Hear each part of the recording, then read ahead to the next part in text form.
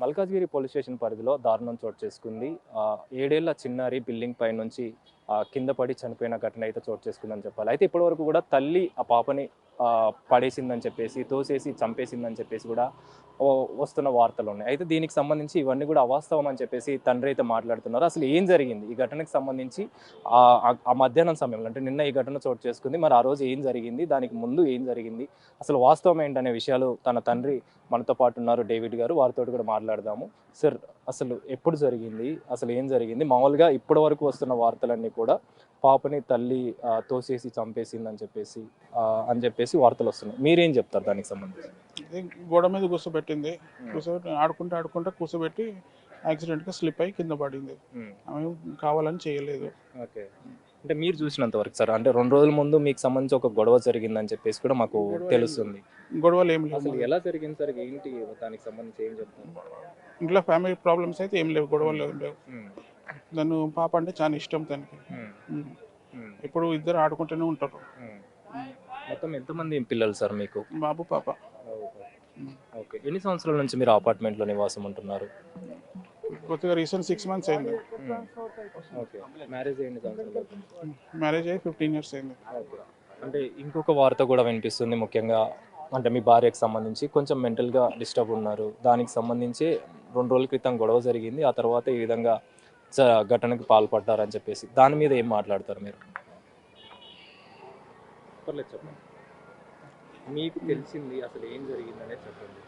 Mentally disturb అంటే తను రెగ్యులర్గా మెంటల్లీ ఏం డిస్టర్బ్ లేదు. ఎప్పుడో ఒకసారి అట్లా తనకు అవుతుంది. ఎలా ఉండేది సార్ మామూలుగా? ఏంటి అసలు ఇష్యూ ఏంటి? ఇష్యూ అయితే పెద్ద ఇష్యూ ఏం లేదు దాంట్లో. దానికి సంబంధించి ట్రీట్మెంట్ కూడా తీసుకోవాలి. ట్రీట్మెంట్ అవుతుంది. ఎప్పటి నుంచి ఇప్పటికి కూడా కంటిన్యూ అవుతుంది? సేమ్ ట్రీట్మెంట్ కంటిన్యూ అవుతుంది. ఓకే.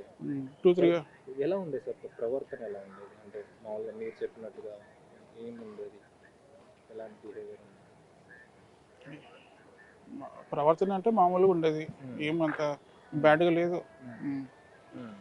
ఏ సమయంలో చోటు చేసుకుంది సార్ ఈ ఘటన? అంటే మీరు ఉన్నప్పుడే జరిగిందా? మీరు నేను ఉన్నప్పుడే 1 to 2 మధ్యలో, మధ్యాహ్నం. ఓకే. అంతే. ఆ టైంలో ఎలా ఉండే సార్? అంటే ఆ టైంలో ఏం జరుగుతుంది? మామూలుగా మీరు మాట్లాడుకుంటున్నారా ఏంటి? అసలు ఏం జరిగింది కొంచెం అది ఎక్స్ప్లెయిన్ చేస్తారు? లోపల కూర్చొని మాట్లాడుకుంటున్నాం. నేను బాబుతో ఆడుకుంటూ ఉంటున్నా. తను బయటికి తీసుకెళ్ళింది, గోడ మీద కూర్చోబెట్టింది, యాక్సిడెంట్గా స్లిప్ అయ్యి కింద పడ్డది. అంటే ఆడిపించుకుంటూ. ఓకే. అంతే. మరి ఇప్పటి వరకు వస్తున్న వార్తలన్నీ కూడా మరి దాని మీద మీరు ఏం స్పందిస్తారు? ముఖ్యంగా తల్లి కొంచెం మెంటల్గా డిస్టర్బ్ ఉందని చెప్పేసి, ఆ తర్వాత మీకు సంబంధించి ఒక చిన్న గొడవ జరిగింది. దాన్ని బేస్ చేసుకొని మధ్యాహ్నం నిన్న పాపని ఆ విధంగా వేరే పక్క బిల్డింగ్ మీద పడేయడం జరిగిందని చెప్పేసి చెప్పడం జరుగుతుంది. దాన్ని ఏమంటారు? పక్క బిల్డింగ్ అయితే అదైతే కరెక్ట్ అని చెప్తాను. ఇప్పుడు వస్తున్న వార్తలకు సంబంధించి మీరు ఏం మాట్లాడుతారు? అంటే అవన్నీ కూడా మీరు అవాస్తవాలు అంటున్నారు కదా, దాని మీద మీరేం స్పందిస్తారు? అది నేను చెప్పలేను అంతే. దానికంటే ఇంకా నేనేం చెప్పలేను. ఓకే. అంతే. ఓకే. పోలీసులు మరి దీనికి సంబంధించి మీరు ఏమని కంప్లైంట్ ఇచ్చారు? పోలీసులు ఏమని చెప్తున్నారు? పోలీసులకు సంబంధించిన ఏం మాట్లాడుతున్నారు? పోలీస్ అంటే నేను ఇంకా దీనికంటే నేనేం చెప్పలేను. అంతే. పోస్ట్ సార్, మీరు చెప్పండి. మీరు కూడా రిలేటివ్ కాబట్టి మీకు తెలిసే ఉంటుంది. అసలు ఏం జరిగింది సార్? వాళ్ళు చెప్పేదంతా అవాస్తవం.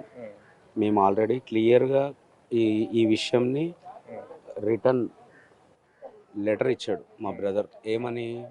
ఆ అమ్మాయి బై మిస్టేక్గా మిస్ అయ్యి పడిపోయింది ఆడిపిస్తుంటే, ఆమె కండిషన్లా ఎక్కడనైనా సరే పిల్లల్ని చంపేంత కండిషన్ సివియర్గా లేదు. పోలీసులు కానీ మీడియా ద్వారా కానీ ఇదొక ఎంటర్టైన్మెంట్గా వాళ్ళకి ఇబ్బంది కలగజేసేటట్టు ఒకటి క్రియేషన్ చేసి మీడియాలో ఇచ్చేస్తున్నారు తప్ప, మేము నిన్న చెప్పిన స్టేట్మెంట్ ఒకటే. ఏమని చెప్పాము? ఆ అమ్మాయి బై మిస్గా పడిపోయింది. ఎందుకంటే వాళ్ళకు సంతానం చాలా సంవత్సరాల తర్వాత కలిగారు, పెళ్లి చేసుకోగానే సంతానం కలగలేదు. సో మాకు నిన్న కూడా పోలీస్ వాళ్ళు ఒక లెటర్ అడిగారు. హస్బెండ్ నుంచి మీకేమైనా అబ్జెక్షన్ ఉందా, మీ మిసెస్ ఏమన్నా వాంటెడ్లీ చేశారా అని చెప్తే ఆయన కాదని చెప్పేసి ఒక లెటర్ కూడా ప్రొడ్యూస్ చేశాడు. కానీ కంప్లైంట్ కంప్లైంట్లో కూడా మేము చెప్పిన విషయాలు కూడా ఇవే విషయాలు చెప్పాం. మళ్ళీ ఇది ఎక్కడ తప్పిదం జరిగింది, ఎక్కడ ఎందుకు పోలీస్ వాళ్ళు రాంగ్గా దీన్ని హ్యాండిల్ చేస్తారు అన్న విషయం నేను మళ్ళా రేపు కానీ ఒక రోజు ఎల్లుండి కానీ ఏసీపీ గారిని మాట్లాడి దీన్ని మొత్తం మీరు క్లారిటీ ఇస్తాను. రిటర్న్ కంప్లైంట్ ఇచ్చారా? అంటే దీనికి సంబంధించి ఏమని ఫిర్యాదు చేశారు? అంటే ఇది ఈ విధంగా కేసు ఇలా పోర్ట్రే అవుతుంది అని చెప్పేసి మీరు ఇవ్వడం జరిగిందా? ఏం చెప్తారు? చెప్పాను, ఆ, మళ్ళీ తర్వాత వాళ్ళే రాసుకున్నారు. ఏమని అంతే. చెప్పడం జరిగింది సార్? ఇది యాక్సిడెంట్గా అయింది బై మిస్టేక్ ఓకే అంతే. ఓకే. సో అలాంటప్పుడు ఎలాంటి కేసు అనేది ఉండదు. ఉండదు. ఇప్పుడు మాత్రం ఆ విధంగా పోర్ట్రే అవుతుంది. డిమాండ్ తరలిస్తారు అని చెప్పేసి కూడా వస్తుంది. సో అలాంటిది ఏం ఉండదు. అదంతా తప్పు బ్రదర్. ఓకే. అదంతా అదంతా ఏం ఖండిస్తున్నాడు యాజ్ హస్బెండ్గా, ఈయన ఖండిస్తున్నాడు. అది తప్పు కేసు. నేను ఫస్టే చెప్పాను, ఎటువంటి కేసు పోలీస్ ఉండకూడదు. రాగానే చెప్పాను యాక్సిడెంట్ అయింది బై మిస్టేక్ ఉమ్. అని చెప్పాను. మరి వాళ్ళు మాత్రం కేసు అదేం లేదండి, ఏం లేదు. ఏం లేదు. సో ఇప్పుడు మీరు ఏం చెప్తారు సార్? ముఖ్యంగా అంత్యక్రియలకు సంబంధించి పాపది ఎప్పుడు అంత్యక్రియలు జరుగుతాయి, ఎక్కడ జరుగుతాయి, ఏ టైంలో జరిగే అవకాశం ఉంటుంది? ఇప్పుడు నారాయణగూడ సిమెట్రీలో అవుతుంది, ఇంకొక 2 అవర్స్లో అయిపోతుంది అండి అంత్యక్రియలు. ఓకే. ఇప్పుడు అమ్మగారి పరిస్థితి అంటే తల్లి పరిస్థితి ఎలా ఉంది సార్? ఆమె నార్మల్గానే ఉందా, ఎలా ఉంది? నార్మల్గానే ఉంది, ఓకే. పడుకొనే ఉంది. ఓకే. సో ఇదంతా కూడా అనుకోని పరిస్థితులలో జరిగింది. అంతే. సో మొత్తానికి అయితే ఇప్పటి వరకు కూడా అంటే ఉదయం నుంచి వస్తున్న వార్తలు ఏవైతే ఉన్నాయో తల్లే కన్న కూతుర్ని చంపేసిందని చెప్పేసి ఏవైతే వార్తలు వస్తున్నాయి, అదేవిధంగా కేసు విషయంలో కూడా మేము రిటర్న్ కంప్లైంట్ ఇచ్చాము, యాక్సిడెంట్గా జరిగితే మాత్రమే మేము కంప్లైంట్ ఇచ్చాం, కానీ ఈ విధంగా ఎందుకు వార్తలు వస్తున్నాయని మాత్రం తెలియట్లేదు. ఇది మొత్తం కూడా పూర్తిగా అవాస్తవం అని చెప్పేసి ఫాదర్ డేవిడ్ చెప్తున్న పరిస్థితి అయితే మనకు కనిపిస్తుంది. కెమెరా పర్సన్ శ్రీకాంత్తో కలిసి Anil, big TV, Gandhi hospital.